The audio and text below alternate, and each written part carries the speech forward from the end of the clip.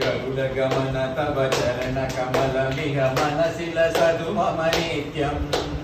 गरुडगमन तव चरणकमलमिह मनसि लसतु मम नित्यम् मनसि लसतु मम नित्यम् मम पापमपाकुरु देवा मम पापमपाकुरु देवा मम पापमपाकुरु देवा मम पापमपाकुरु देवा